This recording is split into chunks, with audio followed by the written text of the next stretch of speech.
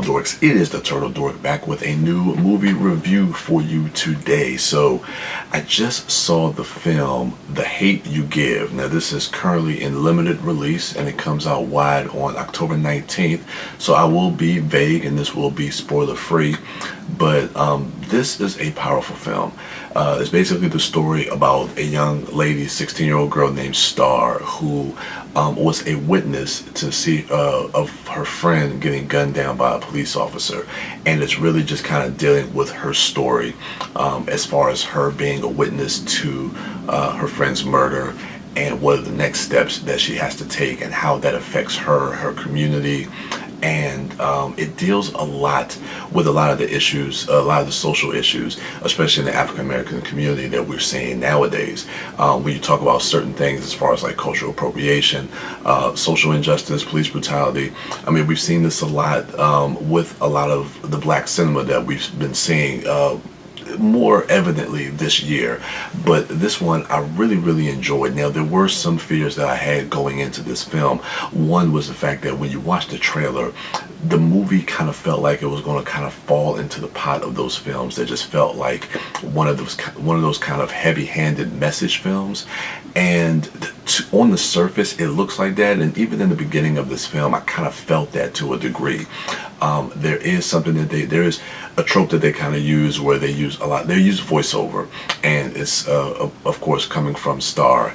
And in the beginning I think it was kind of over explaining a little bit too much, but as the movie kind of progressed, I like the fact that the voiceover is used in a way where you're really kind of getting into the head of Star Carter.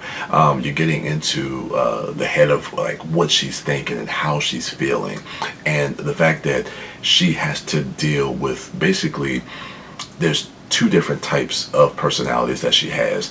There is the one that she is on the weekends when she's at home where she grew up, and then her parents sent her to a private school on the other side of town where she goes to a predominantly white school.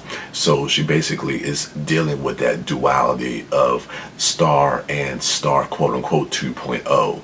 And when this incident happens with her friend, those two different identities that she has built for herself start to kind of clash, and you're seeing her trying to keep her two worlds separate, and that starts to take it takes a toll on her. It puts a lot of pressure on her, especially with her being a witness to her friend's murder.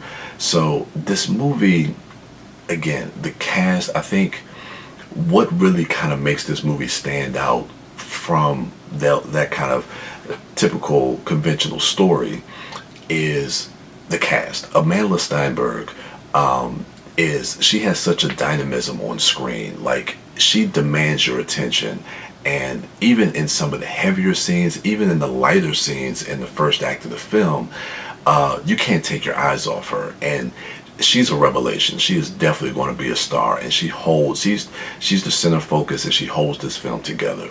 And then you have this movie that is really just kind of surrounded by this great cast, starting with Regina Hall. You have Common, you have Anthony Mackie, Issa Rae, what's the guy who plays her father, Russell Hornsby, Algie Smith. It's an incredible cast, and everybody is doing a great job in this film. The direction, George Tillman Jr. He's directed some films from the late 90s, and I can't remember exactly. I want to say he was the guy that directed Soul Food back in '97. That may have been his first film. And I think he did Men of Honor. That was a naval movie with I think Cuba Gooding Jr. and Robert De Niro. Anyway, but yeah, I thought he did a really good job executing this story, because again, how this movie can kind of fall into that pot of very conventional message movies. I think he takes that idea and he does something that's really a little bit more profound and a little bit more impactful here, that I think it's really, if you allow it, you're really going to walk away having this movie affect you in a really, really deep way. So definitely go and check out The Hate You Give when the film hits on October 19th. These were my initial thoughts. When you see the film, definitely let me know what you thought of it. And remember to go ahead and rate, like, subscribe, and share. And go ahead and check out my other dorks at Mouth Dork, at The Disco Dork, and at Sidewalk Siren. And as for me, I am The Turtle Dork. And with that, I'm out.